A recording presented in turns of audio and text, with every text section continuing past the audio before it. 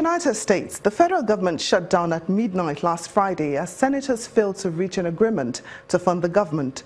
This is the first modern government shutdown with Congress and the White House controlled by the same party, and it comes on the one-year anniversary of President Donald Trump's inauguration.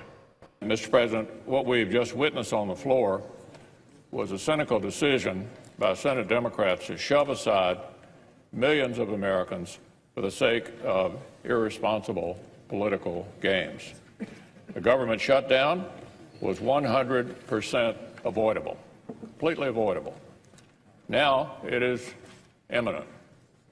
All because Senate Democrats chose to filibuster a non-controversial funding bill that contains nothing, not a thing they do not support.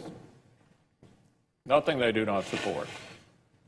Perhaps across the aisle, some of our Democratic colleagues are feeling proud of themselves. But what has their filibuster accomplished?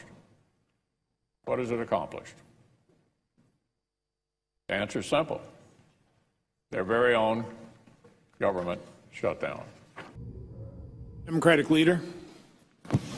Mr. President, President Trump, if you are listening, I am urging you, please take yes for an answer.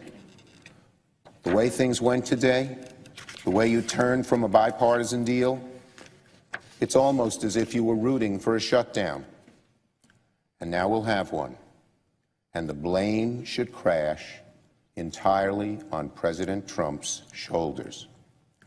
This will be called the Trump shutdown. Meanwhile, the head of Human Rights Watch, Kenneth Roth, says French President Emmanuel Macron needs to be much more active in defending human rights, given the world's traditional leaders, such as the United States and Britain, can no longer be counted on to do so. Since coming to power in May, rights groups have accused Mr. Macron of bringing up the issue of human rights with some countries when there is little at stake for Paris, but shying away when France's interest could be hurt. It's easy to defend human rights when it's free. When there's no real cost to doing so. But when you're dealing with Chinese or Saudi contracts, or you're dealing with Egypt's potential assistance in fighting terrorism or providing regional stability or helping with the migrant problem, there Macron has been more resistant to stand up for human rights.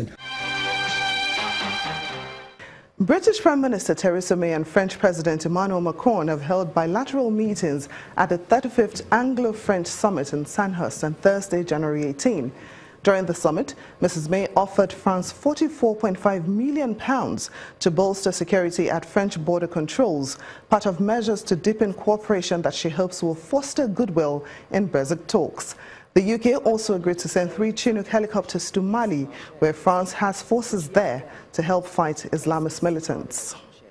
President Macron and I have both confirmed that the UK and France remain committed to the principles of the long-standing Le Touquet Agreement, under which the UK is able to carry out full border checks on French soil. And today we have agreed additional measures which will work in the best interests of both France and the UK, increasing the effectiveness of our cooperation. We will reinforce the security infrastructure with extra CCTV, fencing and infrared technology at Calais and other border points. Finally, European Council President Donald Tusk has added his voice to a new British debate on whether to hold a second referendum on Brexit, saying that Britons will be welcome to stay in the European Union. Thank you. If the UK government sticks to its decision to leave, Brexit will become a reality, with all its negative consequences, in March next year, unless there is a change of heart among our British friends. Wasn't it David Davis himself who said, "If a democracy cannot change its mind, it ceases to be a democracy"?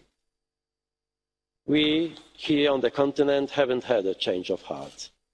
Our hearts are still open to you. And that's it on Diplomatic Channel. Do remember to send your questions, comments and suggestions to any of the addresses showing on your screen. Thanks for watching. I'm Temitope Fagbemi.